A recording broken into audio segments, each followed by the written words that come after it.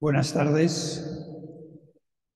Aunque está medio escondida por la sala, hago mi primer saludo protocolario a la señora rectora de la Universidad CEU San Pablo, también al presidente y miembros del foro de profesores. Ya sé que el presidente seguramente nos estará viendo por streaming desde Oxford, ¿no? Desde Oxford, a los compañeros del aula política que estáis hoy aquí y a todos los amigos que nos acompañan, por supuesto, a nuestros ponentes, que son la pieza importante de esta reunión. El Instituto de Estudios de la Democracia se encuentra muy satisfecho de volver a colaborar con el Foro de Profesores en la organización de un debate de actualidad, en este caso sobre este tema que nos preocupa, el tema de la amnistía, y para lo cual contamos con tres ponentes que son un auténtico lujo. La Constitución española, con la peculiaridad de eso que llama a la misma Constitución los principios rectores de la política social y de la política económica, es una parte básica de nuestro ordenamiento jurídico. En la terminología de Kelsen es el vértice de la pirámide jurídica del Estado. Leemos en el artículo 9 que todos los españoles, ciudadanos, poderes públicos, todos estamos sujetos a la Constitución, que la Constitución consagra el principio de legalidad, el principio de seguridad jurídica, la interdicción de la arbitrariedad. Y en la Constitución, a continuación, hay unas frases, un párrafo firmado por Su Majestad el Rey, que dice: por tanto, mando a todos los españoles, particulares y autoridades, que guarden y hagan guardar la Constitución como norma fundamental del Estado. Con lo cual hay una primera conclusión que es importante que retengamos, y es que todos estamos sujetos a la Constitución. Y cuando digo todos, incluido el Tribunal Constitucional, importante por lo que voy a señalar. De Texas abajo, la Constitución podemos decir que es una norma casi sagrada. En estos momentos, sin embargo, para que algunos grupos políticos puedan instalarse en el poder, se ven forzados por unas minorías a conceder unas medidas, concretamente las medidas de amnistía, que todos hemos considerado desde hace 40 años que eran unas medidas, por una parte graves, por otra parte inconstitucionales.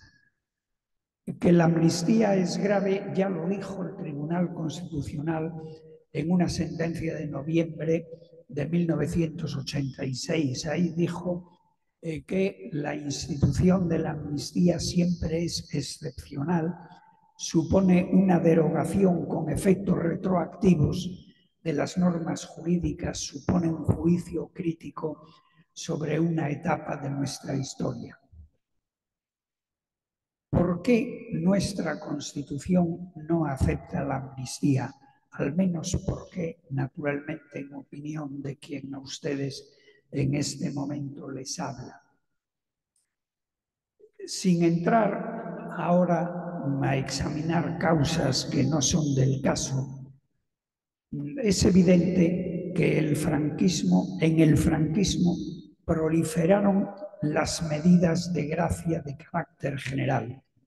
El franquismo aprovechaba los aniversarios, las conmemoraciones, incluso las conmemoraciones eclesiásticas, para dictar medidas de gracia. Durante el franquismo hubo varias amnistías sobre puntos concretos y yo he contado 15 indultos generales. Uno de ellos, el de 1969, un indulto atípico porque realmente su contenido era que se declaraban prescritos todos los delitos cuya acción estuviera viva cometidos por unos y por otros durante la Guerra Civil. Ahí estaba comprendido en ese decreto y en ese beneficio la matanza de las matanzas de Paracuellos. Había, por consiguiente, un cierto tsunami o una cierta catarata de medidas de gracia. Cada 3 años el franquismo dictaba una medida de gracia. Pero cuando muere Franco, esa catarata se acelera peligrosamente.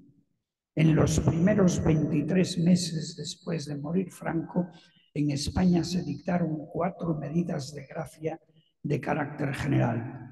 Un indulto general en noviembre con motivo del 75, con motivo de la proclamación de don Juan Carlos, otro indulto general en julio del 76, cuando Adolfo Suárez accede a la presidencia, otro indulto general en marzo del 77 que ampliaba el anterior y la ley de amnistía de octubre de 1977. Esta ley de amnistía puso en libertad y en la calle a 89 terroristas asesinos de ETA, del FRAP, del Grapo, y también afectó a los presuntos autores de aquel famoso atentado de la calle del Correo. Hay aquí entonces unas medidas de gracia que ya no son cada 3 años, ya son cada 6 meses e incluso un poquito menos. Vivíamos un goteo de medidas generales de gracia que por lo menos podemos calificar de poco serio. Lo lógico habría sido que la amnistía correspondiente a la instauración de un nuevo régimen se hubiera dictado al aprobarse la Constitución. Pero un día Adolfo Suárez me llamó y me dijo, estoy pensando que voy a adelantar la amnistía para que luego la Constitución cierre la posibilidad y así nadie nos pueda volver a pedir amnistías ni nos sintamos obligados a concederlas. La Constitución española, como ustedes conocen perfectamente, no cita la palabra amnistía, pero prohíbe los indultos generales. Y como ya se ha puesto de manifiesto por la doctrina, una amnistía es un indulto general, pero es un indulto general más intenso y con más elementos. Y por eso todos estábamos convencidos de que la amnistía era inconstitucional. Junio de 2021, hace 2 años. En junio de 2021 se promulgan los decretos de indulto particular de todos los golpistas juzgados por el proceso de Cataluña. La memoria de esos decretos, 33 folios de memoria, dicen por escrito, lo dice el gobierno, que es el que asumió esos textos, dice por escrito que la amnistía es anticonstitucional. Es un gobierno que es el gobierno de ahora. Era un presidente que es el presidente de ahora. 2 vicepresidentes o vicepresidentas que son las vicepresidentas de ahora. El ministro proponente, Juan Carlos Campo, ministro de Justicia, es magistrado de profesión, había sido miembro del Consejo General del Poder Judicial y al mes siguiente pasó a ser magistrado del Tribunal Constitucional en el cupo del gobierno.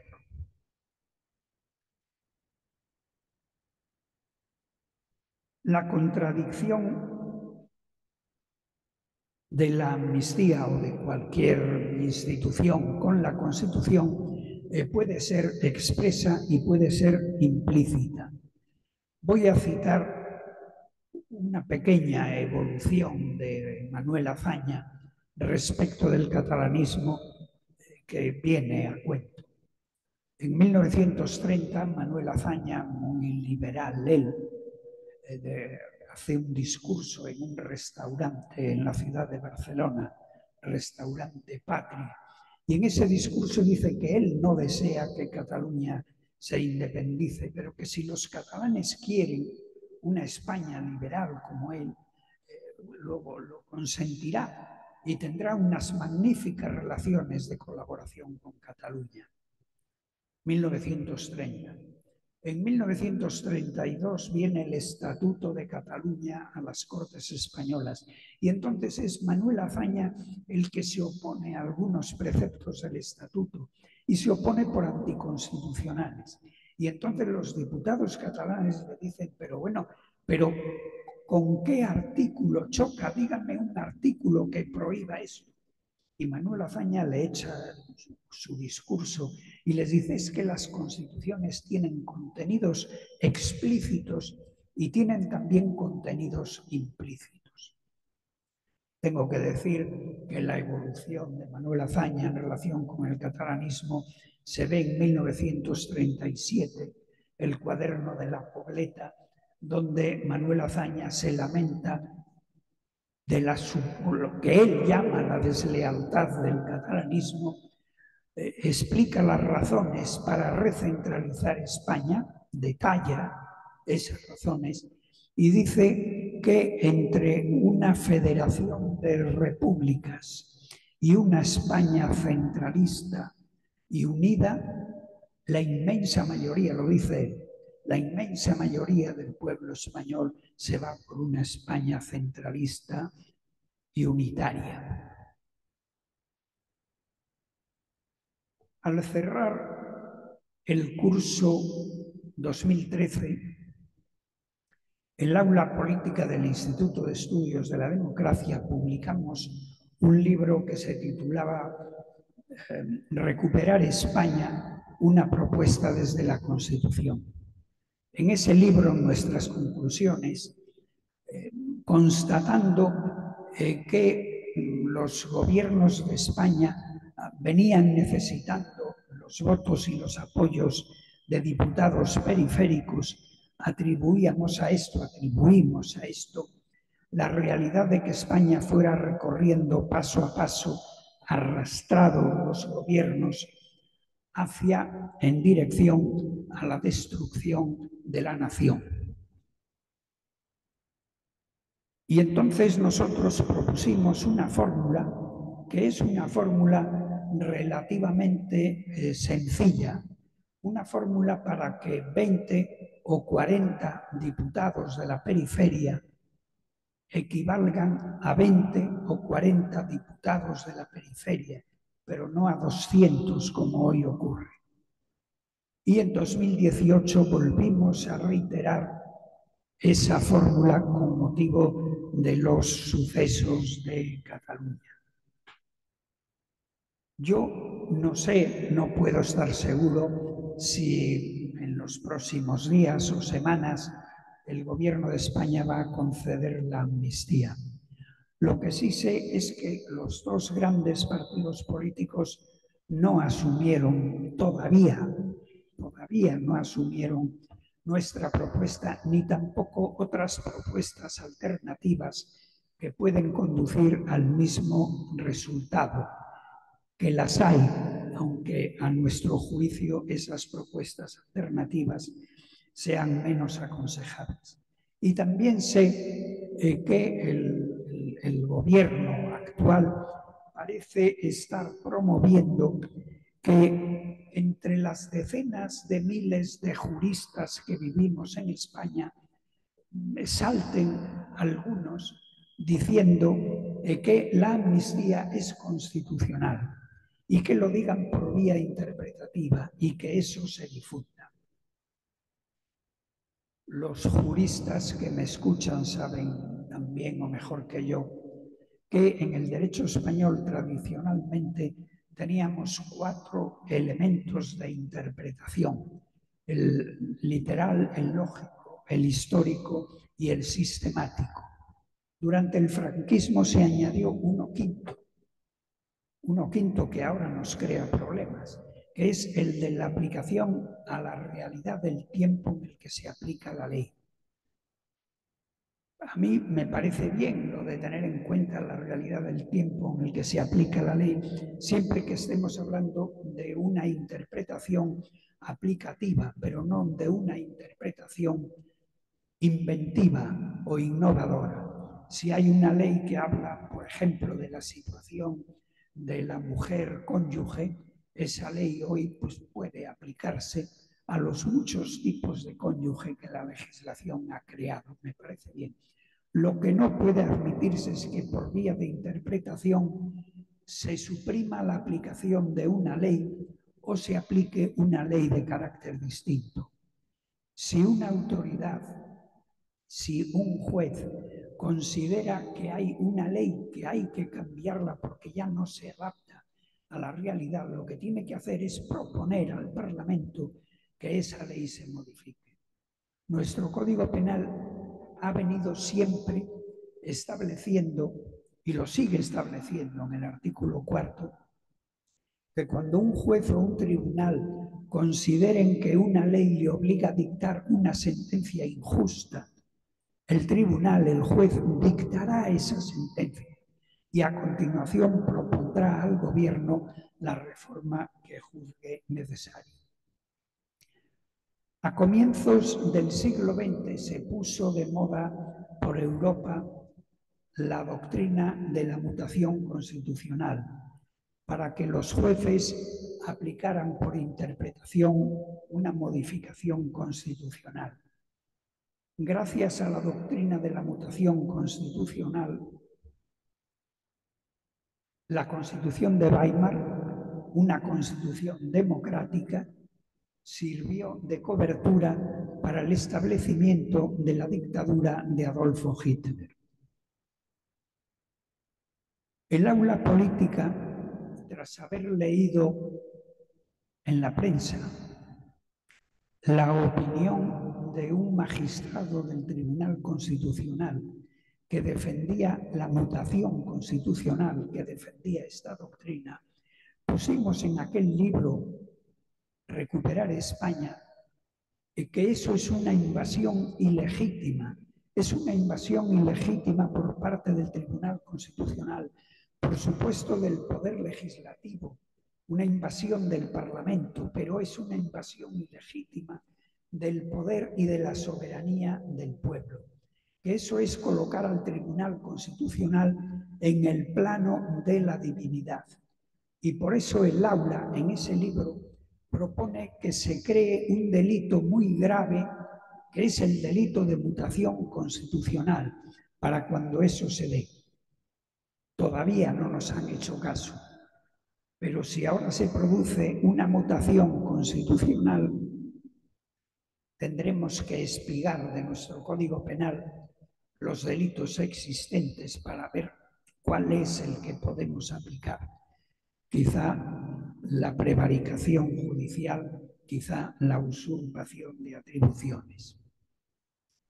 Si el gobierno cede a la petición de amnistía, si esa cesión recibe la firma real y por tanto puede llegar al boletín oficial del Estado, el gobierno pensará que cuenta con un tribunal constitucional que tiene una mayoría de miembros holgada que son de su línea política y que por consiguiente el Tribunal Constitucional confirmará la constitucionalidad de la amnistía que haya dictado el gobierno. Como según el artículo 164 de la Constitución, las sentencias del Tribunal Constitucional tienen efecto de cosa juzgada y no admiten recurso alguno, ahí se produce un punto final del problema.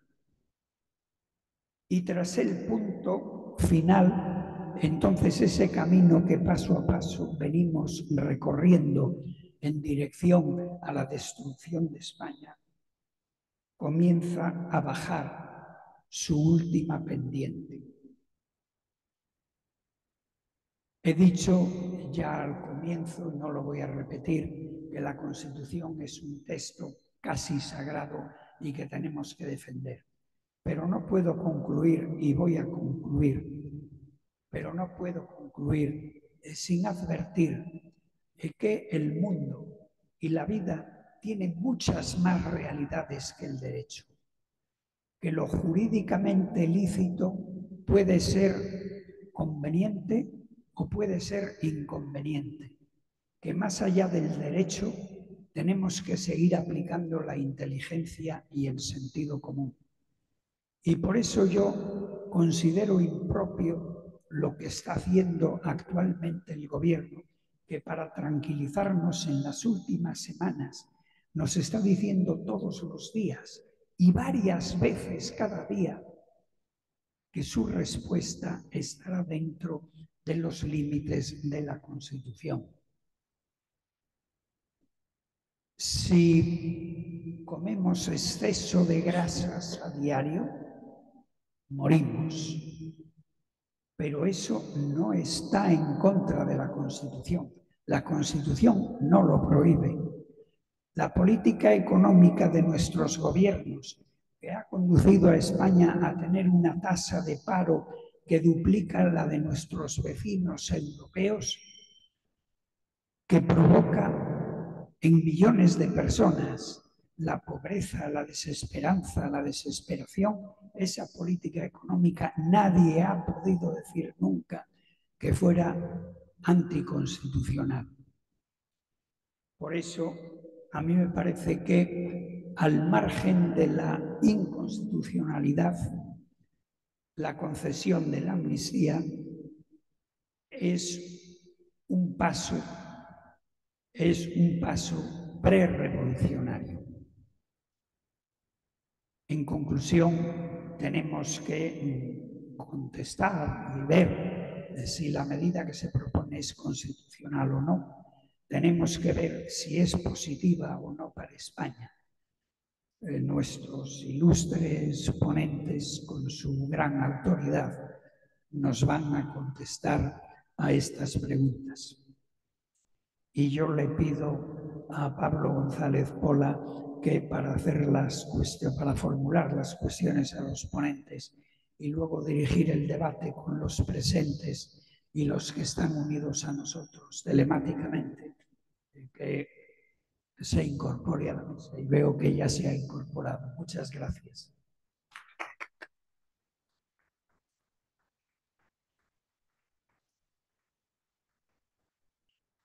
Buenas tardes. Muy bien, pues efectivamente damos la bienvenida también a las personas que están en línea, que son muchas. La mecánica que vamos a seguir va a ser, cada ponente va a hacer su exposición y después abrimos un coloquio.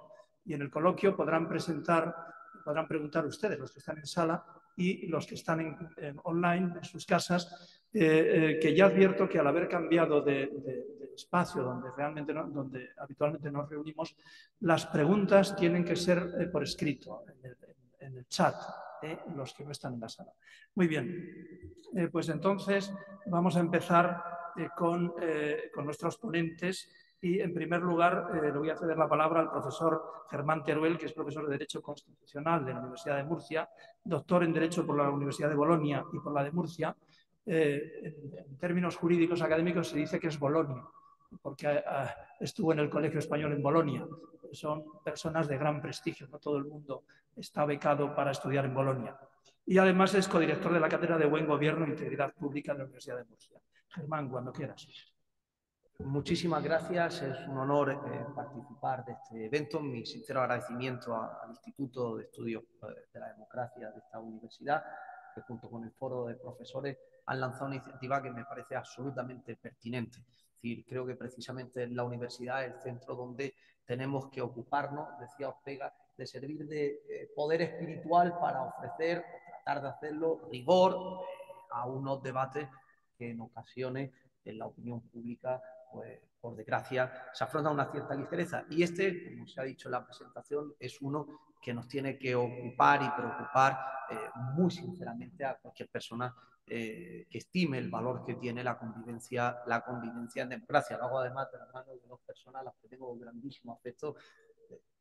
Como bolonio tengo que reconocer que el arquetipo de Bolonio lo tengo sentado a mi derecha, pues además miembro del Tribunal de Tesis, que no somos académicos, sabemos lo que eso representa, y a mi querida Teresa, que es una persona, un referente para todos aquellos que vivimos la lucha por el Estado de Derecho en el paso de Cataluña. Así que para mí es un auténtico. Creo que en esta mesa habría muchas posibles perspectivas a la hora de afrontar esta temática. Lógicamente, la que a nosotros nos ocupa es la jurídico-constitucional, no es vano, estamos tres constitucionalistas. Y creo que dentro de la constitucional habría además dos posibles aproximaciones que serán las que yo utilice.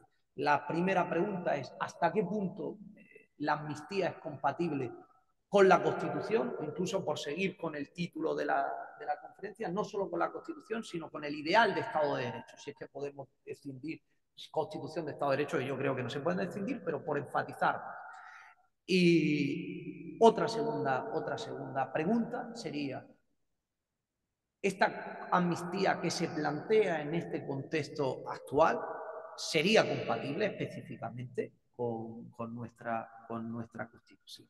Esas son las dos preguntas que yo me he realizado y cuyas respuestas quiero compartir con ustedes. Pero como presumo que entre el público no todos somos juristas, me parece importante, y siendo el primero que hablo, hacer una pequeña inciso para hacer una aclaración conceptual sobre aquello que constitucionalmente entendemos por amnistía. La amnistía se ha señalado un instrumento jurídico que participa dentro de lo que conocemos como el derecho de gracia. En nuestro país, la terminología, distinguimos tres formas, de tres manifestaciones o tres instrumentos de eso que era la clementia a principis en los estados, en los primeros estados. Los indultos particulares, los indultos generales y la amnistía. Son tres institutos que tienen concomitancias, pero también hay diferencias.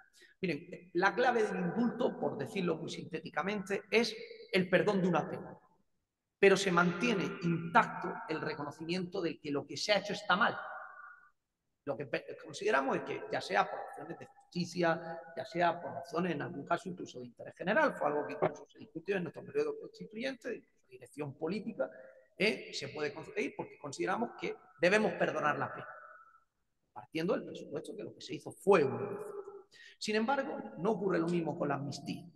La amnistía supone la derogación retroactiva y singular para un contexto muy concreto de una norma que califica el acto como ilícito o que lo decide castigar. Supone un intento de pasar página, de olvidar, en el que hay implícitamente un reconocimiento de que la reacción que se hizo en ese momento, fundamentalmente la reacción penal, no era una reacción adecuada, no era una reacción legítima. Además, téngase en cuenta, y para los efectos concretos esto tiene importancia, la amnistía puede tener unos efectos que vayan mucho más allá incluso de lo que es la pena o el derecho penal. Puede afectar a responsabilidad civil y puede afectar a responsabilidad contable. La amnistía la concede el legislativo, en principio, aunque yo no creo, y esto es una cuestión importante, de hecho hubo una enmienda en el proceso constituyente que planteó y la trataba así, es decir, no creo que podamos confundirla con la potestad legislativa. Es decir, aunque se articule a través de la aprobación de una ley, es una potestad tan singular, tan excepcional, que conviene que la distingamos. Y normalmente sigue una finalidad política que se relaciona con un ideal de justicia. Cito aquí literalmente al Tribunal Constitucional Español, una sentencia del año 86, que me parece muy clara en este respecto. Decía el Tribunal Constitucional que era una operación jurídica que, fundamentándose en un ideal de justicia, pretende eliminar en el presente las consecuencias de la aplicación de una determinada normativa, en sentido amplio, que se rechaza hoy por contraria a los principios inspiradores de un nuevo orden político. Es una operación excepcional. Ese creo que es el marco conceptual en el que nos movemos cuando hablamos de amnistías. Por cierto, Creo que no son amnistías en este sentido jurídico constitucional las amnistías fiscales. Las amnistías fiscales son regularizaciones muy beneficiosas, pero que no tienen los efectos de una amnistía. Si uno ha sido condenado por un delito fiscal, no afectan a esa condena, o incluso si estaba ya abierta una investigación. Con lo cual, aunque porque en ocasiones se utiliza y se ha hecho un debate, no, es que en España ha habido amnistías fiscales. Sí, sí, pero aunque la hayan llamado popularmente amnistía, la realidad normativa no es una amnistía, igual que lo que hizo hace unas semanas o unos meses con motivo de la JMJ en Portugal, donde se concedió una amnistía para ciertos delitos para los jóvenes. Cuando uno lee la ley, no es una amnistía, era un indulto general, se estaba perdonando la pena. No se estaba olvidando que esos señores habían cometido unos ilícitos. A partir de ahí, claro, la pregunta es, ¿esto es compatible con el Estado de Derecho? ¿Esto es compatible con una Constitución? Claro, es evidente que hay una colisión clara con principios constitucionales. Y yo siento, ahí se ha hablado del principio de igualdad, se ha hablado de separación de poderes, yo lo singularizo en una idea, que para mí es la idea clave que sostiene precisamente el Estado de Derecho, que es la idea de imperio de la ley. La igual sujeción de todos a la ley. Yo cuando a mis alumnos les explico, digo, si ustedes me tienen que resumir qué es el Estado de Derecho, díganme esto, imperio de la ley, y le ponen la otra cara de la moneda, independencia judicial. Pero la idea es igual sujeción de todo a la ley. Claro, así, hay una tensión evidente cuando estamos diciendo que de manera singular, con carácter retroactivo, vamos a decir que algo que era ilícito para todos, para unos, va a dejar de ser. La tensión me parece evidente. Aún así, ha habido amnistía en países europeos en tiempos relativamente modernos. José Ignacio Torreblanca daba recientemente la cifra.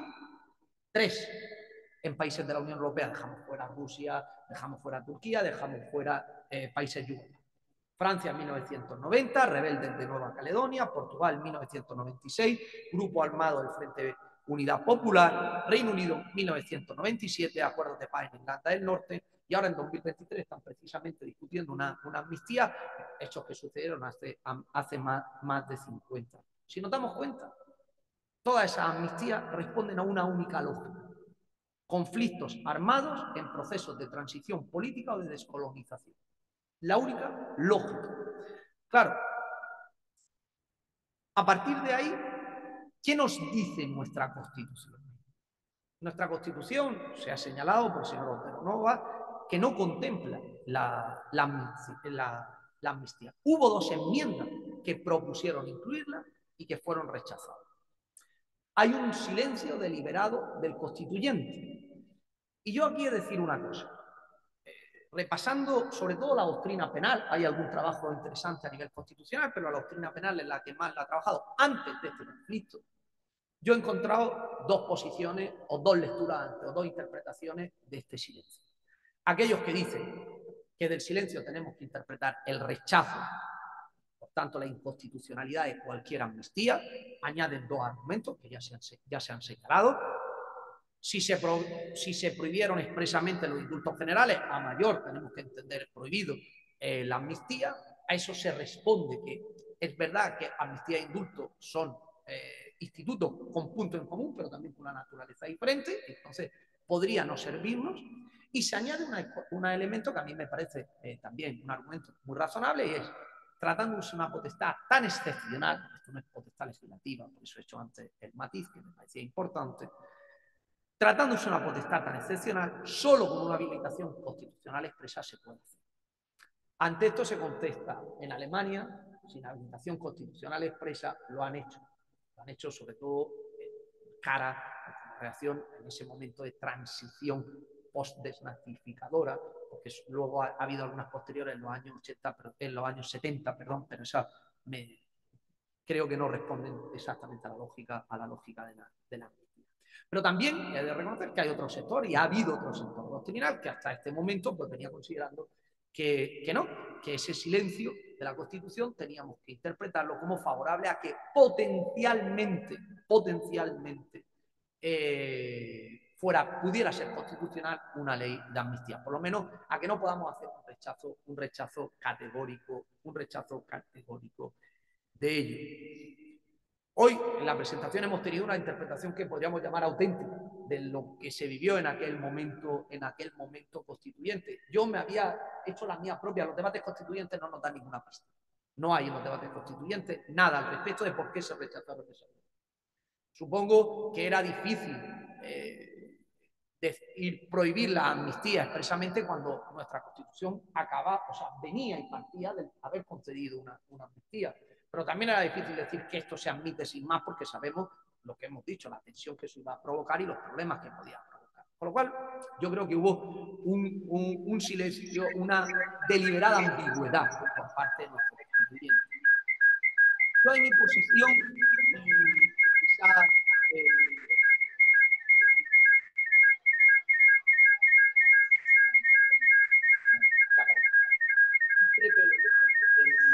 queridos colegas de mesa, yo no me atrevería a decir absoluta erradicación.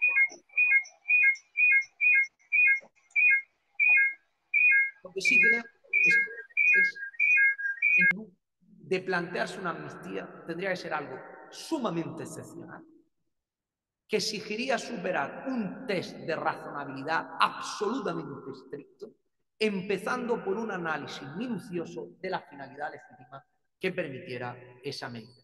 Lo dijo en 2017 nuestro Tribunal Constitucional en relación con la amnistía fiscal. Supone una abdicación del Estado ante su obligación de hacer efectivo el deber de todos de concurrir al sostenimiento de los gastos públicos, que legitima como una opción válida la que habían incumplido la legalidad. ¿Cuánto más podemos decir cuando no se trata de no haber pagado con el fisco, sino cuando estamos hablando de crímenes? ¿Cuáles son las finalidades que podrían, a mi juicio, llegar a justificar una amnistía? Pues miren, yo voy a hacer una distinción tripartita siguiendo la doctrina alemana, pero alejándome de la que hizo nuestra vicepresidenta en funciones. Creo que, como he señalado, en un momento dado puede caber una amnistía en un orden constitucional moderno dentro de un proceso de transición política, como un punto y final en donde se hace un juicio crítico sobre una determinada etapa histórica. Pero lo que pasa es que eso no nos es aplicable en España, porque nosotros llegamos con los deberes hechos. Nosotros aprobamos la amnistía antes de nuestra Constitución, por lo cual, en principio, esa lógica a nosotros no nos es aplicable. Hay otra segunda posible amnistía que muchas veces pasa desapercibida porque es más de tipo técnico-jurídico, que son amnistías de acompañamiento, y son las que han usado los alemanes en los tiempos más recientes, a reformas penales despenalizadoras. Me explico. Claro, cuando uno despenaliza determinados delitos, se beneficia la retroactividad favorable de la derogación de determinadas normas penales. Pero eso tiene sus límites. Y es verdad que hay democracias, como la Alemania, que han tardado en actualizar sus códigos penales. Podemos encontrarnos delitos, por ejemplo, que castigaban prácticas homosexuales en los años 60. Claro, en ese tipo de contextos, uno puede estar de acuerdo que a lo mejor no basta solo con despenalizar, sino que voy a amnistiar. Porque hago un juicio crítico contra un código penal obsoleto. Hasta ahí la puedo admitir. Pero es que eso en España tampoco nos es aplicado. Porque nosotros desde el año 95 tenemos un código penal de la democracia. Y hay un tercer tipo que apunta a la doctrina alemana, que es el restablecimiento de la paz jurídica después de tiempos de grave inseguridad o anarquía. Y aquí a lo mejor se podría querer enganchar el tema del proceso. Esto es una doctrina que en Alemania tuvo un cierto efecto en los años 60 o 70. Conviene situarla en el tiempo. A mí no me convence. Yo creo que en democracia esta causa no justifica una amnistía. Podemos, en el mejor de los casos, hablar de un perdón, de un indulto, pero nunca de una amnistía. Porque en un orden democrático, quien quiebra la seguridad pública, quien provoca situaciones de anarquía o de inseguridad, podemos llegar al caso de perdonarle la pena, pero nunca reconocer que lo que hizo estaba justificado. Ahora, recientemente, en el último número del Verfassungsblog, discutían sobre las protestas que está habiendo en Alemania contra el cambio climático, etcétera, etcétera, el derecho de resistencia y tal. Perfecto. Pero yo no puedo amnistiar a quien en democracia ha roto el orden y la convivencia pacífica. Un contrasentido. Por tanto, en el caso en concreto del proceso, ¿podemos legitimar la amnistía entendiendo que es un punto y final a ese conflicto político? Mi conclusión es que absolutamente no. Y daré 3 razones, además, más concretas, aparte de las que he aducido. El profesor Silva Sánchez escribía recientemente que la legitimidad material, jurídico-material, de una ley de amnistía exige 2 presupuestos. Uno de pasado y uno de futuro. Yo voy a añadir 2 razones más. La premisa del pasado, la he señalado. Para poder justificar una amnistía, tenemos que reconocer que el castigo fue injusto en el momento en que se hizo. Y es cierto que en España hay un conflicto político abierto en relación con la ordenación territorial, pero quienes fueron castigados por los hechos de 2017 no lo fueron por defender una idea ni por proponer una nueva forma de organización territorial. Nuestro Tribunal Constitucional ha sido bastante más generoso que el alemán, que el italiano. Le ha dicho, señores, hay un cauce, la vía para la reforma constitucional, propongan ustedes lo que quieran. No fueron castigados por eso. Fueron castigados, en palabras de nuestro Tribunal Constitucional, por situarse por completo al margen del derecho, entrando en una inaceptable vía de hecho. Fueron castigados por un atentado tan grave al Estado de Derecho que conculca además el principio democrático. Fueron castigados por delitos de sedición, desobediencia, malversación de fondos públicos. Se dice, judicializar la política. Hombre, yo el otro día en Murcia ha habido un tema que quizá ustedes conozcan por la prensa, una operación quirúrgica, una mala praxis médica, y han terminado procesando al médico. No he oído a nadie decir, se está judicializando la medicina. Hay una mala praxis, pues, el correspondiente. Si hay una serie de delitos por parte de los políticos, no es judicializar la política. Eso se llama Estado Democrático de Derecho. Por tanto, no se da la premisa del pasado. No sé cómo podemos formular un juicio crítico ante la defensa democrática del Estado frente a un movimiento populista antidemocrático, que no es más que el sarampión español, o no fue más que el sarampión español, de otros excesos populistas que estamos viendo en democracia, en torno al salto al Capitolio, etcétera, etcétera. Segunda razón, premisas de futuro.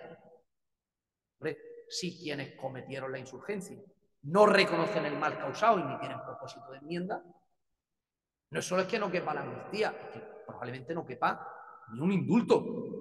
Y digo, esta es condición necesaria, pero no suficiente. Vaya a ser que alguno piense que porque ahora pidan perdón y entonces ya se tiene la amnistía. Tercera razón, y me parece especialmente sensible. La causa última que motiva esta amnistía. Conceder una amnistía en el contexto y con las formas que esto se está anunciando sería una ley de impunidad. Sería compraventa de votos a cambio de impunidad. Y además tengamos una cosa clara.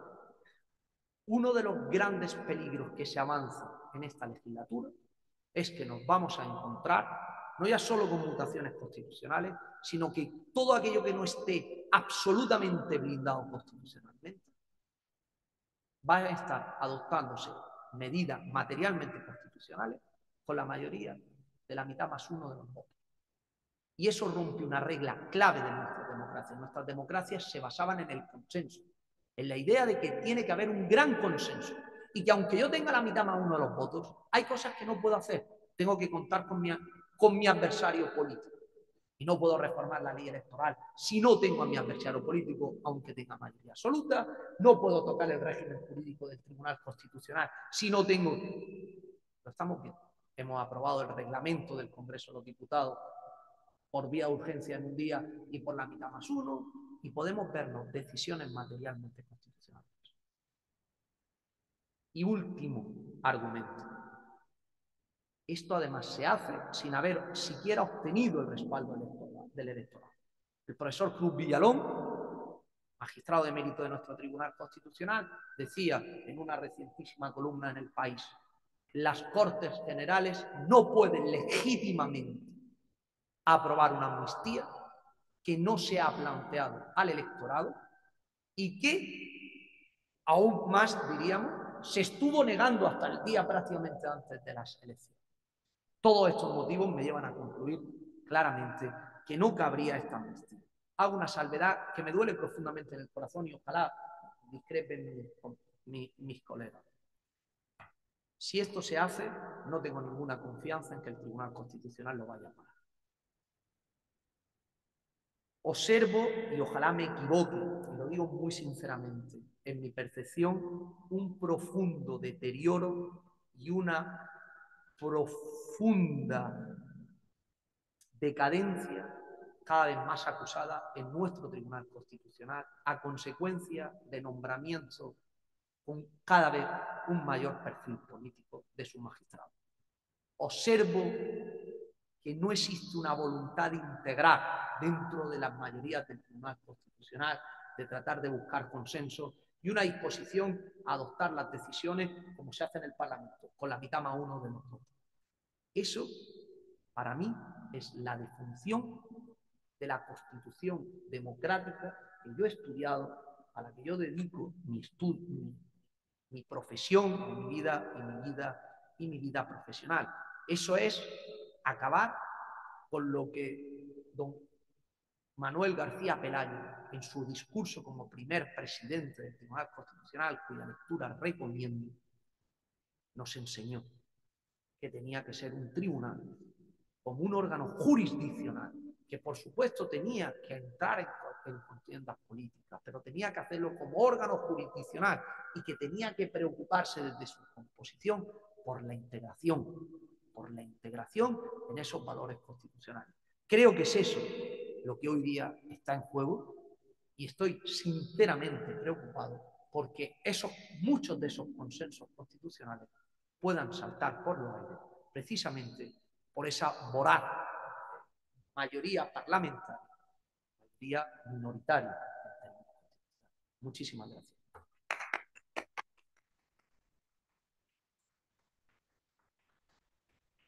Muchas gracias, profesor Teruel Lozano, por eso además se ha ajustado perfectamente al tiempo, lo cual le agradezco mucho. Bien, tiene ahora la palabra la profesora Teresa Freixes, catedrática de Derecho Constitucional, catedrática Jean Monnet Asperson y vicepresidenta de la Real Academia Europea de Doctores. Yo quiero agradecer mucho a la profesora Freixes que haya venido desde Lérida, se ha desplazado hoy y tiene que marcharse también hoy, de manera que seguramente nos abandonará un poco antes. Es una gran divulgadora, como saben, de lo que es el derecho, además lo hace con una habilidad tremenda y la oímos, la leemos en los medios de comunicación y a mí me gusta mucho precisamente cómo hace del derecho algo muy, muy fácil para los que no somos juristas. Teresa, cuando quieras, tienes la palabra. Muchas gracias por esta presentación, muchas gracias al Instituto de Estudios de la Democracia. José Manuel Otero Novas, estoy contentísima de haber coincidido aquí contigo en esta ocasión y por permitirme también estar en la mesa con dos colegas de nuestros jóvenes constitucionalistas, que realmente es muy importante porque nos están diciendo que somos un poco los del Jurásico, los que reclamamos el consenso, la vigencia de la Constitución, etc. Yo estoy muy contenta de que una persona como él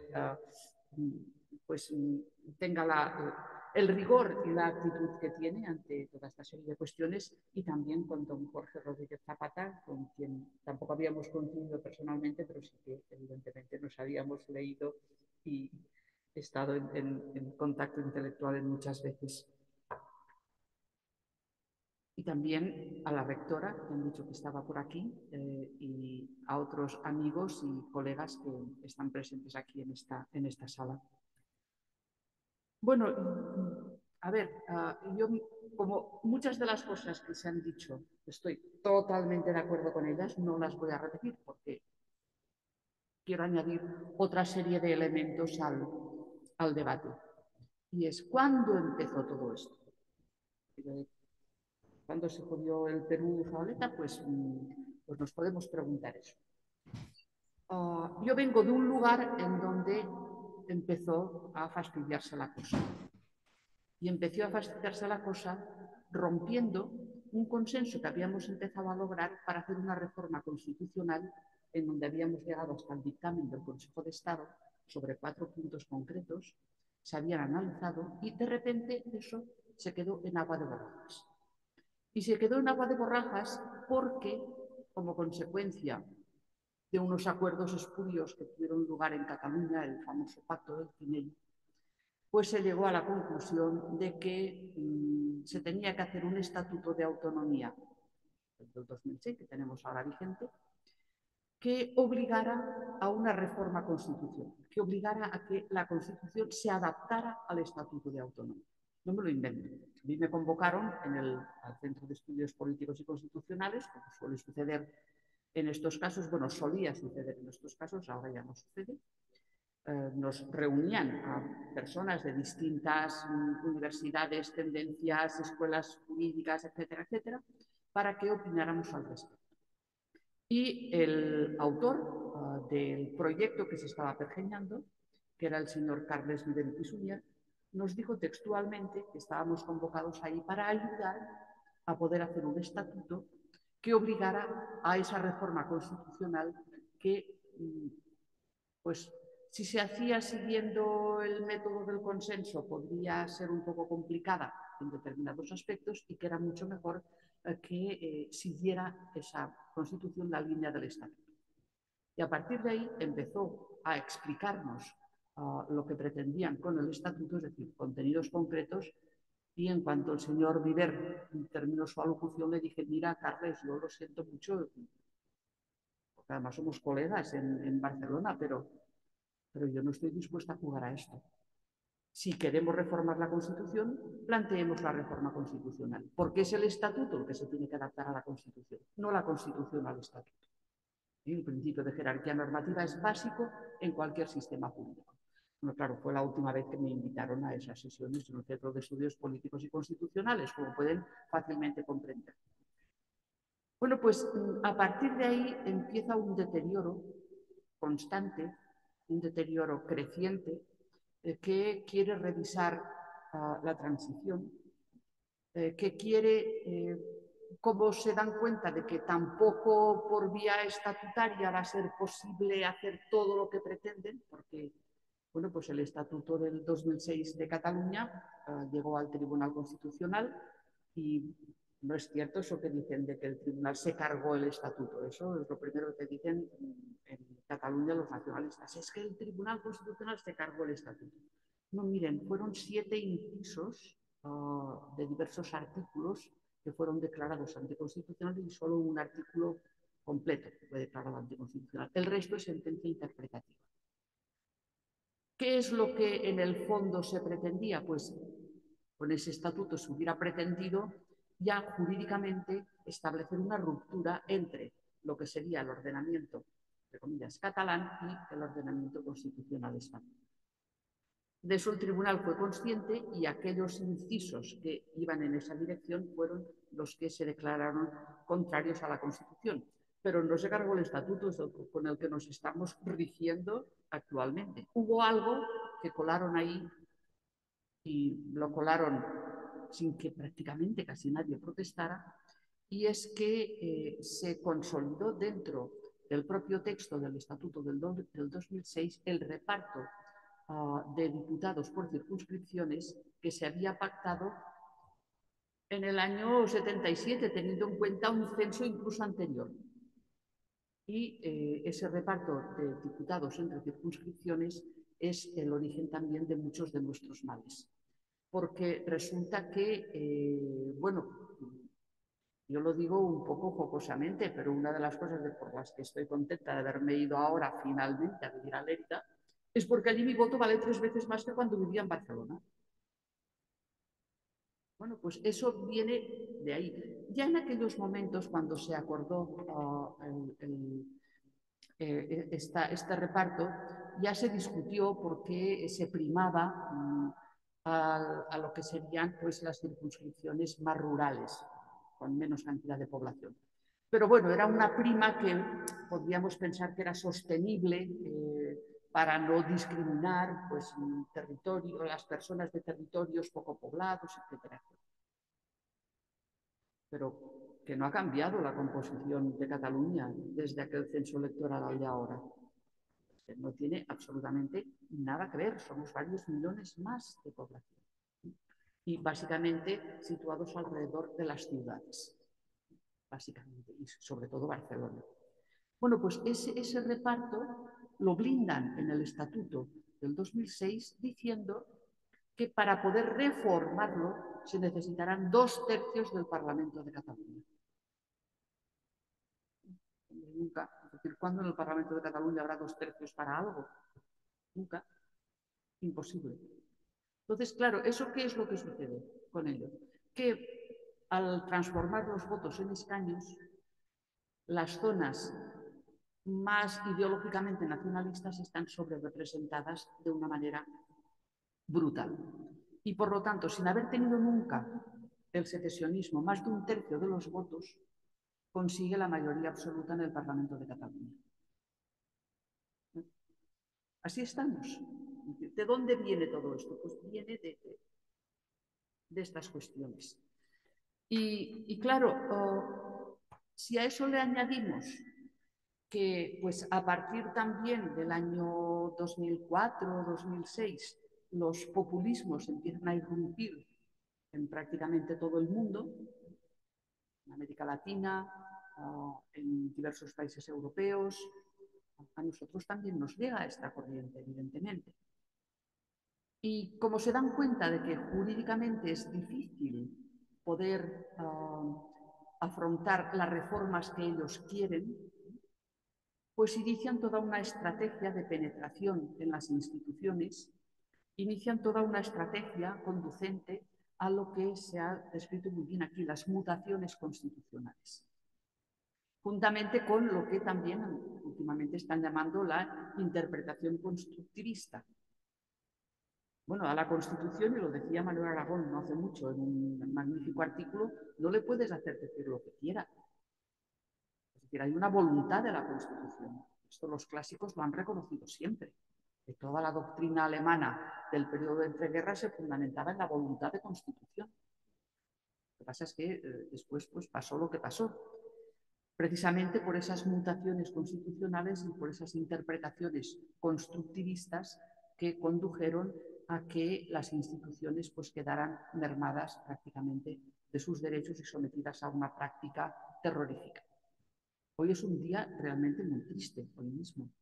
Hoy han transformado el Parlamento en un tugurio. Esto institucionalmente es terrible. Y es terrible porque a las instituciones hay que respetarlas.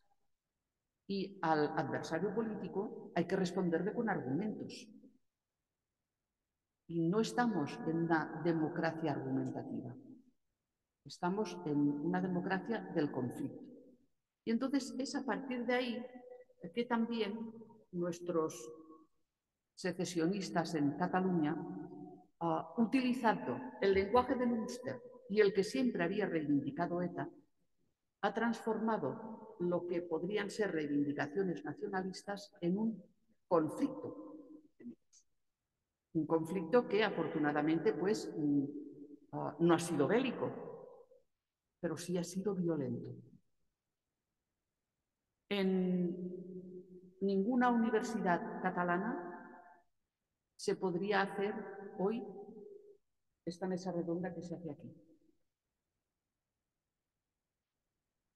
A pesar de que dicen que con los indultos y con toda esta política de apaciguamiento la convivencia es mejor.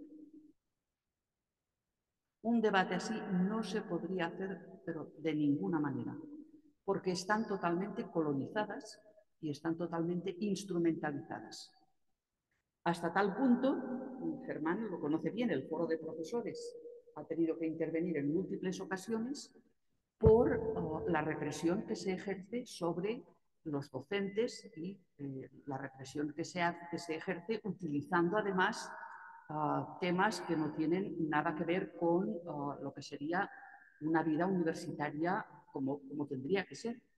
El tema de la lengua, por ejemplo. El tema de la lengua que nos está llevando también a esperpentos, como el del pinganillo en el Congreso, a traducir al español a los vascos, a los catalanes, a los gallegos, cuando todos nos hemos entendido siempre en una lengua común, que además es la lengua del Estado, porque el catalán, vasco, gallego, valenciano y otros son lenguas cooficiales en los territorios de las comunidades autónomas, pero no son lenguas oficiales en el contexto del Estado. Y hay una sentencia incluso del Tribunal Constitucional donde esto se establece con toda claridad. Por lo tanto, se está mutando el significado de qué son las lenguas oficiales y cooficiales dentro de la Constitución. Y además se las utiliza como elemento represivo. No se puede acceder a determinadas profesiones que a veces no tienen nada que ver con el uso de la lengua, sino que lo que queremos es tener un buen profesional que nos atienda y en cambio se prima, es decir, es mucho más significativo, importante y da muchos más puntos tener un certificado de alto nivel lingüístico en una lengua cooficial que tener 2 doctorados. Lisa y llanamente. Y no solamente se entra en el uso de la lengua, se entran los contenidos de la enseñanza. Si ustedes cogen los libros de historia, se van a horrorizar por lo que se explica ahí. Porque, a ver, yo es que no reconozco prácticamente la mitad de las cosas que allí se explican. Pongo un ejemplo un poco divertido, un poco también jocoso. Lérida se Ubella, el famosísimo castillo que tenemos, que cuando uno se acerca es lo primero que se ve. Bueno, pues hay una tumba en la catedral de un Ramón Berenguer, si es el cuarto, creo que era el cuarto, creo que es el cuarto, y a su lado pues hay 3 lápidas inscritas en la piedra. En la primera es conde de Barcelona. En la segunda, bueno, ya viene a ser rey de Aragón, porque bueno, correspondía a un periodo histórico en el que se le fijó por ahí. Pero es que resulta que la última que ha añadido la Generalitat de Cataluña es rey de Cataluña.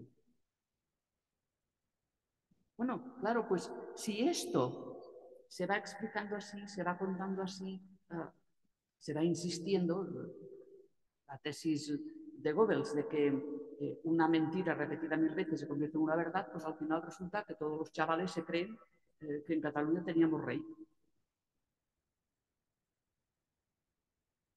Claro, la amnistía, ¿qué puede suponer con todo esto? Dicen que mejoraría la convivencia. Vamos a ver, si resulta que la basamos en una norma que no cumple con los estándares ni jurídicos ni de legitimidad, ¿cómo va a mejorar la convivencia? Es imposible que algo injusto mejore la convivencia. No va a poder ser. En la práctica esto no es así, porque ya lo estamos volviendo a experimentar.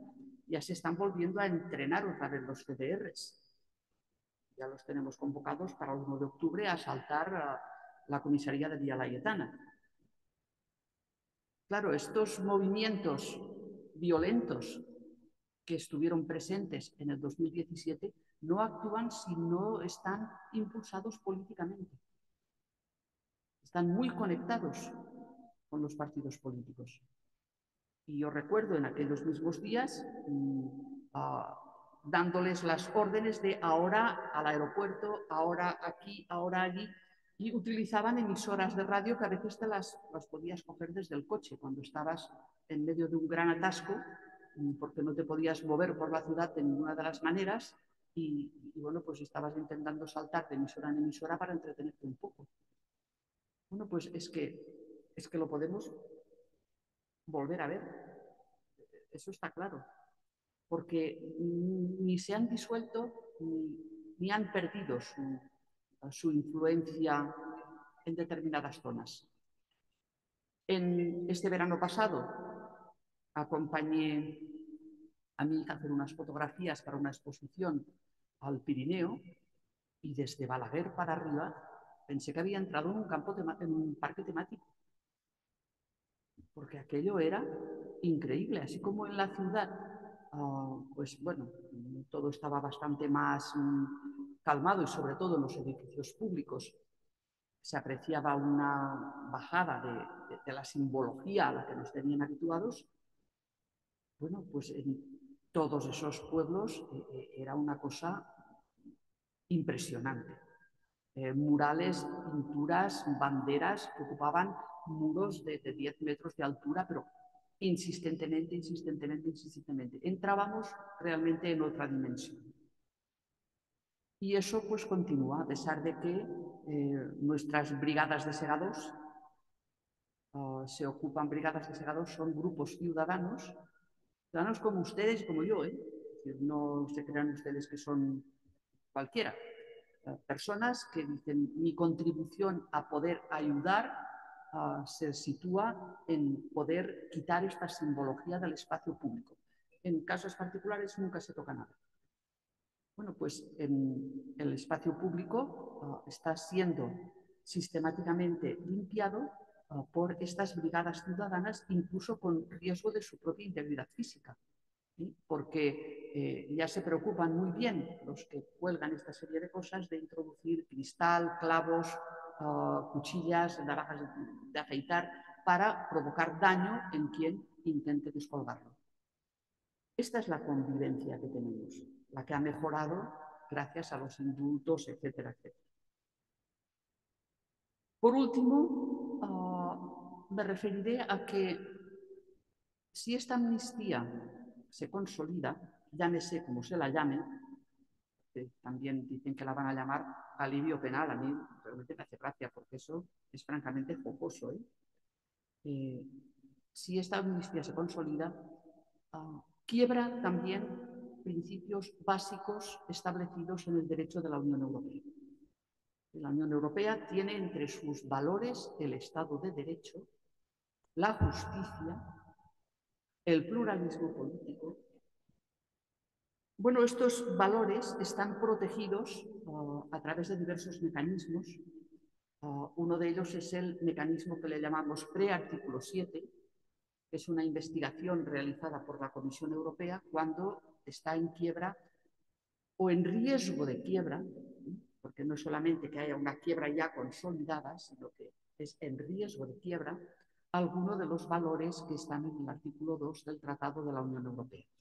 Lo sé perfectamente porque participé en su elaboración precisamente de este artículo, del grupo que coordinaba Giuliano Amato en aquellos momentos en la Convención sobre el Futuro de Europa. Nos costó lo indecible poder articularlo, porque claro, eso significaba definir los fundamentos de lo que queríamos que fuera la Unión Europea. Y fijándonos mucho también en todo lo que es la doctrina del propio Consejo de Europa, que desde el Congreso de La Haya de 1949 proclamó que los Estados europeos se tenían que fundamentar y por este orden en el Estado de Derecho, la democracia y los derechos humanos. El Estado de Derecho porque sin Estado de Derecho no hay democracia y la democracia porque sin democracia tampoco hay derechos humanos. Entonces, esos tres pilares establecidos ya en aquellos momentos como frontispicio de lo que queríamos, de lo que querían aquellos momentos que fuera la nueva Europa, de ahí concluimos que el Estado de Derecho tenía que ser un elemento muy central. Y aunque tenemos un artículo, que es el artículo 7 del Tratado de la Unión Europea, que prevé un procedimiento de sanción por infracción de valores, ese es muy difícil de poder poner en práctica. Visto eso, pues la Comisión creó ese mecanismo preventivo que significa que puede hacer una investigación sobre qué es lo que está sucediendo en un país concreto y se puede ayudar para ello de instrumentos como la propia Comisión de Venecia, tribunales constitucionales, los grupos de expertos de la Agencia de Derechos Fundamentales, etc. Bien, pues en el informe sobre el Estado de Derecho que está elaborando la Unión Europea, cada vez salimos más deteriorados. Cada vez salimos más deteriorados por el intento de control sobre el Poder Judicial que quiere ejercer el gobierno en estos últimos años y por la inseguridad jurídica que se han planteado con muchas de las normas que han sido aprobadas también en estos últimos tiempos. Entre ello, se cita expresamente algo que choca también con las directivas europeas que regulan las medidas que han de tomar los Estados para evitar la corrupción económica, y que eso incide directamente en la modificación que se ha hecho del delito de malversación en el Código Penal. Con lo cual estamos en el punto de mira de la Unión Europea en estos momentos. Claro, la Unión Europea no nos va a sacar las castañas del fuego, eso siempre lo digo. También no podemos confiar en que desde fuera nos resuelvan los problemas. Los problemas los tenemos que resolver desde dentro. Pero eso nos coloca en muy mala posición afuera. Fíjense lo deslucida que ha quedado la presidencia española de la Unión Europea, aquello que tenía que ser, vamos, la entronización del pretendido candidato socialista, que todavía no lo es, a la investidura. Tenía que ser algo prácticamente de su puesta de largo, ¿no? Y ha quedado en algo totalmente desdibujado.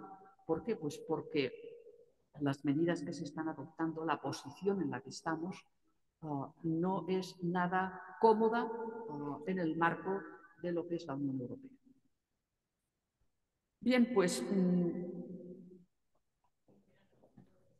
para terminar, señalaré uno de los aspectos que ha citado Germán, y es que para que una amnistía pudiera ser considerada constitucional, yo diría legítima, porque antes que entrar en el análisis jurídico concreto, que podemos entrar y él lo ha hecho muy bien, por lo tanto no me voy a detener en ello, hay que entrar en los criterios de legitimidad. Los criterios de legitimidad están en el por qué se adopta una norma determinada. Y en estos momentos esta norma, si se adopta, es una simple compraventa de votos por investidura. Eso le quita absolutamente la legitimidad que pudiera tener, porque no se sostiene. No se sostiene de ninguna de las maneras. Y también desaparece su legitimidad cuando el cuerpo electoral, como también has remarcado, y eso es importante tenerlo presente, no se ha pronunciado acerca de este extremo, ni tampoco del derecho de autodeterminación, que ya veremos cómo nos va a venir colgando enseguida. Bueno, pues si el cuerpo electoral no se ha pronunciado sobre este extremo, ¿cómo pueden decir que la mayoría del país ha hablado y que existe una mayoría social a favor? Eso ni estaba en el programa electoral, ni salió en el debate electoral, y hasta hace, nada, 3 días antes de que empezara toda esta mala situación, incluso el gobierno, casi en pleno, porque yo no sé si hay algún ministro que no se hubiera pronunciado, todos decían que evidentemente no se iba a dar ninguna amnistía, y aseveraban con toda, digamos, parsimonia, que la amnistía, al ser anticonstitucional, como las medidas que iban a tomar iban a estar todas ellas dentro de la Constitución, evidentemente no se iba a hacer. Falla no solo la constitucionalidad, falla la legitimidad, que es lo peor que le puede fallar a un sistema. Claro que algunos nos lo quieren cambiar, pero yo también siempre digo que en manos nuestras, de la ciudadanía, está el impedir que se cambie. Que cada persona en su entorno, haciendo aquello que sabe hacer, porque es lo que sabe hacer bien, y yo si me pongo a hablar de economía voy a quedar fatal. Por lo tanto, no lo voy a hacer. Pero cada uno en su entorno, con aquello que conoce, sobre lo que tiene autoridad, lo que tiene que hacer es pronunciarse al respecto y evidenciar que hay una resistencia ciudadana tremenda a que nos cambien el modelo constitucional. Granito a granito se forman las dunas. Y a veces me preguntan, ¿por qué tienes esa imagen de la duna de Venecia en el Facebook? Y digo, pues porque granito a granito se forman las dunas.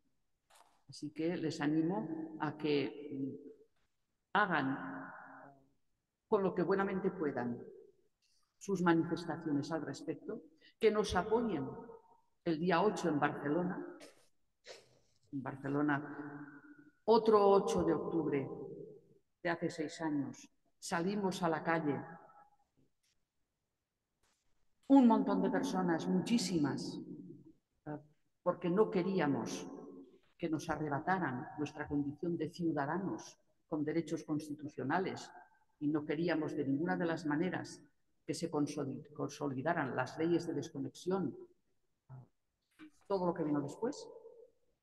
Bueno, pues 8 de octubre otra vez en Barcelona nos volveremos a manifestar y espero que podamos ser, digamos, una punta de lanza en lo que se pueda para evidenciar que no queremos esos cambios y que, en todo caso, si quieren producirlos, pues que utilizando el mecanismo que se pueda utilizar, vayamos de nuevo a elecciones, pero que en los programas electorales se diga claramente qué es lo que se quiere hacer. Y ahí nos pronunciaremos. Pues muchas gracias.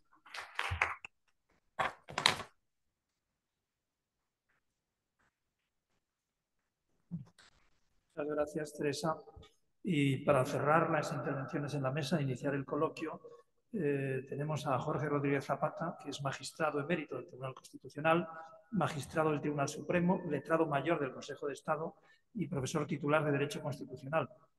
Por cierto, que acaba de editarse nada menos que la 5ª edición de su libro Teoría y Práctica del Derecho Constitucional. Jorge, además es miembro del Aula Política. Cuando quieras tienes la palabra, Jorge. Muchas gracias. Estoy encantado de estar aquí con todos ustedes, de estar con uno. En Italia se dice que Sicilia es la que produce grandes juristas.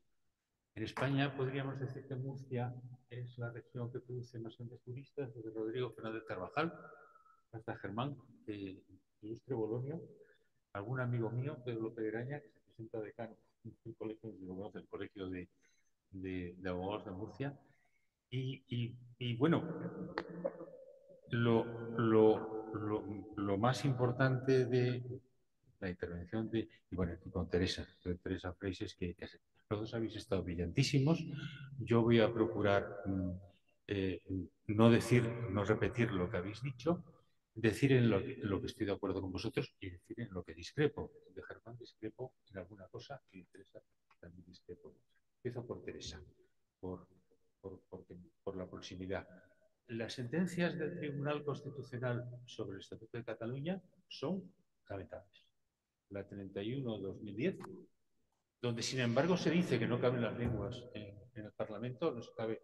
El Parlamento es para que el pueblo asista a la representación de la soberanía, y si no asiste, pues para eso están los periodistas que transmiten los debates del Parlamento, para eso está el diario de sesiones, y no está, como ha dicho hoy muy brillantemente, no está para traducirse, está para entenderse.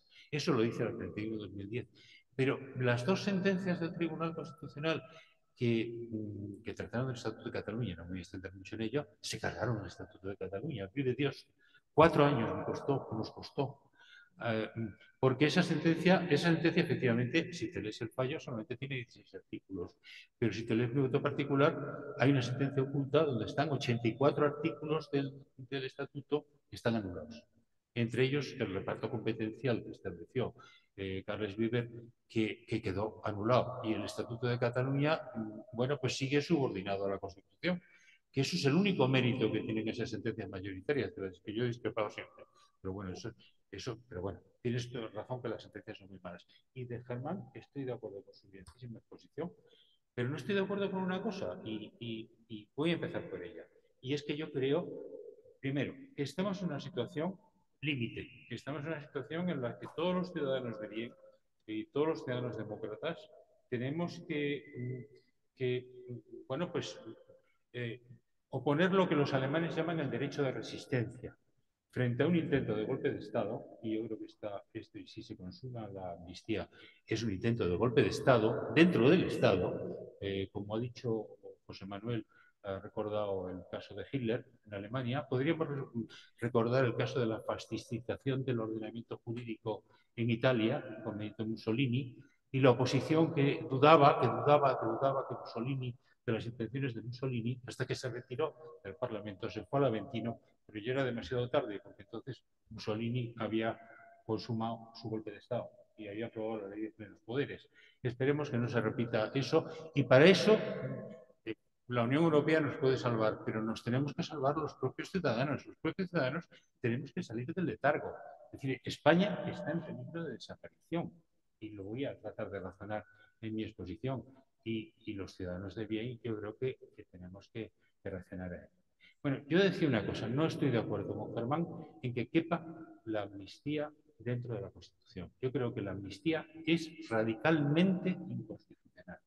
Y no lo creo yo solo. Bueno, y aparte de las cosas que todos hemos leído y que estamos leyendo en los periódicos, yo creo que hay un argumento esencial que tú lo has citado, y es que el artículo 66 de la Constitución dice cuáles son las competencias de las Cortes.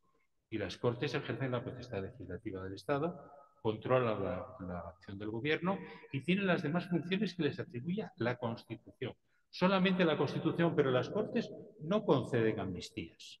Y hubo dos enmiendas, una de Raúl Morodo y otra de Llorens, en el debate, tú lo citaste en el ABC, en el debate constituyente, que pretendían añadir una nueva función, conceden amnistías, y la ponencia constitucional rechazó esa nueva competencia de las Cortes. Pero, sin embargo, se introdujo, se prohíben los indultos generales, que luego, por una enmienda de José María Martín Oviedo, en paz descanse, pues quedó como está el artículo 62 de la Constitución. Es una prerrogativa del monarca, decía el marqués de Beccaria, que no hay prerrogativa más preciosa del trono que la prerrogativa de perdonar a los criminales sus delitos. Es una prerrogativa del monarca conceder indultos conforme a las leyes, que no podrán conceder indultos generales. ¿Y dónde viene esa competencia de la Constitución? Esa competencia de la Constitución viene de la ley de indulto vigente en España. La ley de indulto vigente en España es una ley provisional. Es una ley provisional que se aprobó en el año 1870 y que sigue en vigor, con una reforma en 1988. Pero es que esa ley provisional se aprobó durante la vigencia de la Constitución de 1869, que decía en el artículo 73 prácticamente lo mismo que dice el artículo 62 ahora. El rey podrá conceder indultos, pero decía el 74, necesitará su majestad el rey estar autorizado por una ley especial para conceder indultos generales o amnistías. Cuando el constituyente prohíbe los indultos generales, está contemplando la amnistía. Y cuando no introduce la amnistía, dice que la amnistía es inconstitucional. Y es inconstitucional además porque, bueno, algunos de los autores que defienden la amnistía se basan en la ley de enjuiciamiento criminal, me parece que es el 666 de la ley, el artículo diabólico de la ley de enjuiciamiento criminal, pero es que ese artículo de la ley de enjuiciamiento criminal es de 1884, no se ha tocado desde entonces. Estaba en el Código Penal, pero el Código Penal de la democracia al que tú te has referido elimina las amnistías y no están las amnistías. Y además es que hay dos sentencias del Tribunal Constitucional. Hay una sentencia de noviembre de 2013 que se refiere al caso, un caso que fue muy conocido, el caso de los indultos del kamikaze. Se conocía por el kamikaze a una persona que provocó varias muertes en España y que fue indultado por el gobierno. Entonces fue al Pleno del Tribunal Supremo en noviembre el 20 de noviembre de 2013, el recurso 13 de 2013, fue al Tribunal Supremo, y el Tribunal Supremo en esa sentencia dice que están prohibidas las amnistías en España. También se equivoca esa sentencia, la que fue el ponente Rafael Fernández Valverde, porque viene a atribuir al gobierno la potestad de indultar, y no, el gobierno no indulta. El que indulta, ese fue el voto particular que yo dice, que si quieren ustedes leerlo, pues ahí hablo de la prerrogativa de la corona sobre la amnistía. El que indulta es su majestad, el que indulta es el rey. El rey la relación entre el rey y el ministro que refrenda no es la misma que en los acuerdos del Consejo de Ministros, en los que los ministros tienen la mayor competencia y el rey simplemente expide el Real Decreto, sino lo que en los decretos de indulto, el que concede el indulto es Su Majestad el Rey. Y los ministros tienen una posición secundaria. Y cuando desde 1866, donde se prohibían los indultos generales y se prohibían las amnistías, por un decreto del que fue ponente Llorens, que fue presidente del Tribunal Supremo, hasta la ley de 1870, el rey necesita de una ley especial para conceder las amnistías. Pero es que contadas fueron las amnistías en aquel momento. Pero si en 1800, si en lo que contemplaron nuestros constituyentes, que era la ley de 1870, había indultos generales, indultos particulares y amnistías, se prohíben los indultos generales y no se mencionan las amnistías y se ejercita el derecho de gracia conforme al indulto particular, yo creo que es evidente que están, como dijo la sentencia del Tribunal Supremo, están prohibidas las amnistías. Hay una sentencia anterior de la que fue ponente como un amigo nuestro, la que yo no estaba en ese momento en el Tribunal Supremo, la sentencia de 2 de diciembre de 2005, de la que fue ponente Pablo Lucas Murillo, donde se trataba, también en un caso de un indulto, se trataba de si un gobierno en funciones, que es lo que tenemos ahora, un gobierno cesante, que no tiene la confianza parlamentaria, y una Cámara que no ha otorgado su mayoría a ningún gobierno, con lo cual la reforma del reglamento, bueno, pues habría que analizarla desde esa perspectiva y las competencias del gobierno también habría que analizarlas desde esa perspectiva. Se dice en aquella sentencia de la que era ponente Margarita Robles, que resultó perdedora y formuló un voto particular, se dice lo mismo. Se dice que un gobierno en funciones no puede indultar. Y incluso lo dice Margarita Robles, yo estoy de acuerdo con el voto particular de Margarita Robles, donde dice, un gobierno en funciones, dice textualmente, y más cuando ha perdido la confianza de la ciudadanía en unas elecciones generales, no puede traducirse en una idéntica situación a la del mismo gobierno cuando gozaba de la plena legitimidad de las urnas. Bueno, conforme a esto, un gobierno en funciones, pues evidentemente la mayor manifestación de política criminal que puede haber en un país es la de conceder una amnistía. ¿Cómo un gobierno en funciones va a conceder una amnistía si no está investido de la confianza de las Cortes? Es un perfecto disparate. Pero bueno, vamos a admitir, porque claro, el Tribunal Constitucional, al que te has referido, Germán, y yo, en fin, como antiguo miembro del Tribunal Constitucional, pues también tengo que no hablar en favor del Tribunal Constitucional, pero es decir que el funcionamiento del Tribunal Constitucional lo hace un órgano necesario en la Constitución. Pero la Constitución es la Constitución, como decía Zagorowski, la Constitución ya está votada. Sobre la Constitución no se vota. Un Tribunal Constitucional por unanimidad no puede modificar la Constitución, porque los magistrados del Tribunal Constitucional tienen que juzgar secundum constituciones, no de constituciones. Si el Tribunal Constitucional se convierte en una Cámara parlamentaria a través de personas interpuestas, hay que suprimir al Tribunal Constitucional. Pero yo creo que el mismo funcionamiento del Tribunal Constitucional hace que debamos confiar que cuando se judicializa, que es la palabra que ahora se utiliza en la propaganda, cuando se jurisdiccionaliza la política, hay grandes sorpresas. Por ejemplo, tengo que citar a una persona que fue nombrada en el Consejo de Ministros por el mismo Felipe González, que fue Manuel Jiménez de Parga. Manuel Jiménez de Parga fue un magistrado totalmente independiente, que votaba lo que en conciencia que creía que debía votar. A otra persona que también fue nombrada por el gobierno, por Zapatero, por el gobierno socialista, a mi compañero Manuel Aragón. Manuel Aragón también votaba lo que conciencia creía que votar. Entonces, yo creo que hay que dar un voto de confianza al Tribunal Constitucional y si el Tribunal Constitucional nos falla, pues el único defensor de la Constitución que nos queda es Su Majestad el Rey, que como decía Carl Schmitt, pues tendríamos que recurrir a la defensa y si no, los ciudadanos tendríamos que resistirnos a cualquier intento de subvertir la Constitución. Pero vamos a imaginarnos que tenga razón Germán, con lo que yo discrepo cariñosamente, discrepé en la tesis doctoral, que tú decías que es una tesis, y yo decía la misma tesis, a lo mejor tenías razón tú. Vamos a imaginar que la amnistía cupiese en la Constitución, que cuando la Constitución dice que las Cortes ejercen la potestad legislativa, que el legislador es omnipotente, el legislador puede amnistiar. El legislador puede castigar, puede perdonar el castigo o puede amnistiar. Decían los ingleses que el Parlamento, que la potestad legislativa es como la trompa del elefante, que puede levantar una pluma o puede levantar un gran árbol. Vamos a imaginar que el legislador pudiera amnistiar. ¿Es omnipotente el legislador criminal, el legislador penal? Yo creo que no es omnipotente, porque el legislador no puede castigar cualquier... Imaginemos que estamos luchando contra la ETA, contra el terrorismo. La norma penal es la norma más eficaz en la lucha contra el terrorismo. Sin duda sería muy eficaz luchando contra el terrorismo condenar no solamente a los terroristas, sino a las mujeres de los terroristas o a los hijos de los terroristas o expropiar los bienes de los terroristas. ¿Lo puede hacer eso el legislador penal? No, no lo puede hacer, porque eso sería inconstitucional. Eso sería el legislador penal está sometido a la Constitución. ¿Podría el legislador penal decir que se castiga más matar a un alemán que a un judío? Pues tampoco podría. ¿O podría decir que se castiga más matar a una mujer que a un hombre?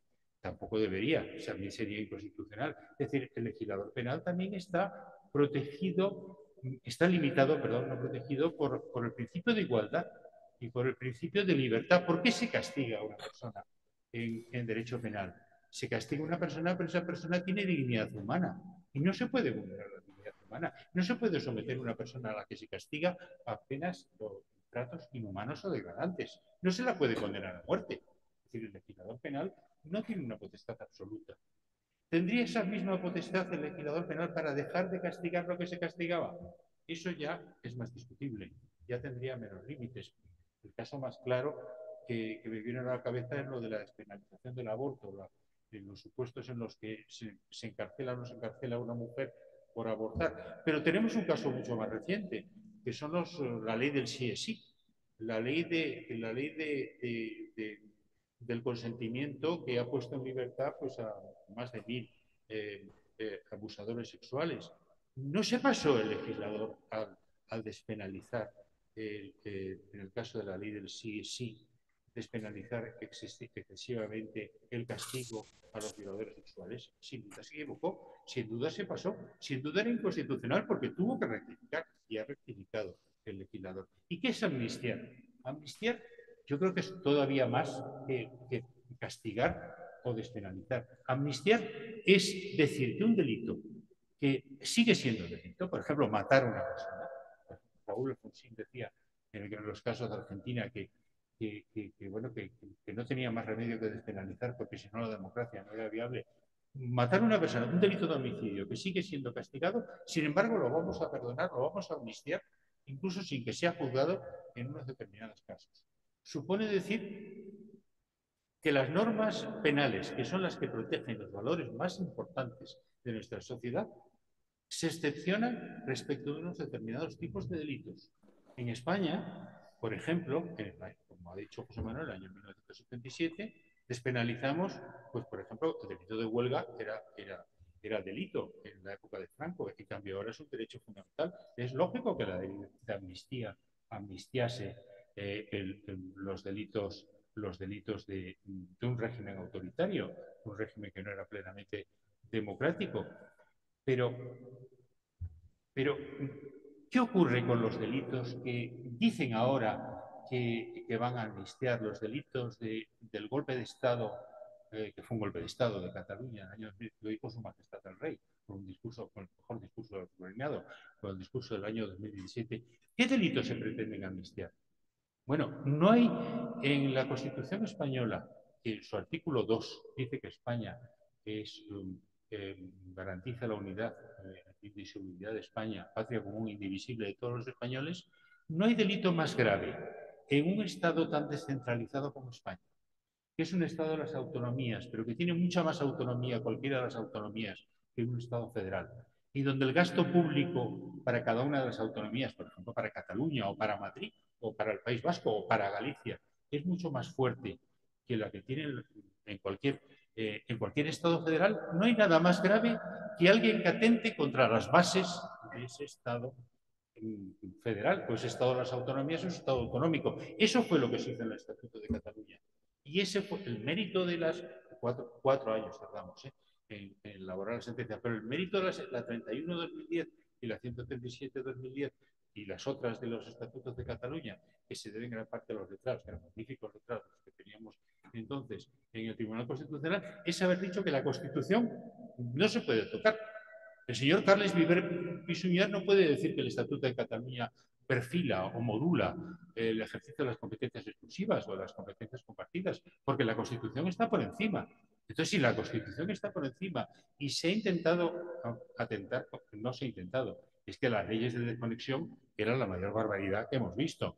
Hay hasta 8 sentencias del Tribunal Constitucional castigando, y la sentencia de la Sala Segunda del Tribunal Supremo, de la que fue ponente Manuel Marchena, es un modelo de sentencia del Tribunal Supremo. Y se castiga por sedición a todos los que dieron en la intentona de golpe de Estado en Cataluña. Eso es lo que vamos a amnistiar. Eso es lo que vamos a amnistiar. Vamos a decir que esa cosa, ese referéndum que se intentó en Cataluña el 1 de octubre de 2017, que era conforme a derecho.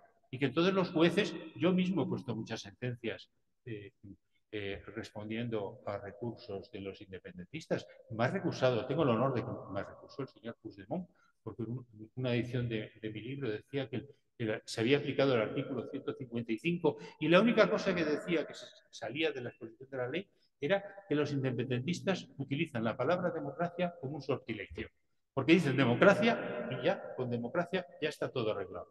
Pero no se dan cuenta de que la democracia no existe, como ha dicho hoy Feijóo muy bien, cuando no hay Constitución. Sin la Constitución no hay democracia.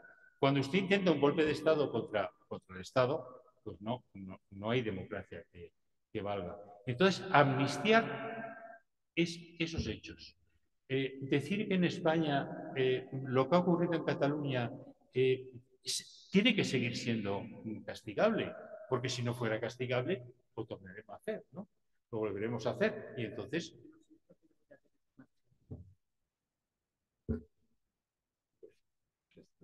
Pero si eso es amnistiable, como dijo, me parece que Felipe González, es una enmienda a la totalidad de la transición democrática, es una enmienda a la totalidad de la Constitución. Es que en los países en los que se han concedido amnistías similares, en Chile, por ejemplo, o en Sudáfrica, bueno, pues ha habido una transición de regímenes, pero es que ahora, en un Estado democrático, en un Estado tan garantista como España, en un Estado que protege los derechos fundamentales como España, en un Estado donde está rige el principio de que la norma penal tiene que castigar lo menos posible, donde las penas privativas de libertad son las más reducidas posibles. En ese Estado resulta que haber atentado contra una comisión judicial que fue a la Consejería de Hacienda de Cataluña y la Secretaría Judicial tuvo que escaparse por el tejado. Los atentados contra los coches de la Guardia Civil, todo eso son actos conformes a derecho. Pues si todo eso son actos conformes a derecho, la Constitución española de 1978 ha dejado de regir en España. Como pasaba en el siglo XIX, la Constitución es muy santa, pero no se respeta más que en Madrid y Barcelona. En este caso, en Madrid ya no se respeta la Constitución más que en la Comunidad de Madrid. Pero si eso es amnistía, pues yo creo que en fin, se nos interpela a todos.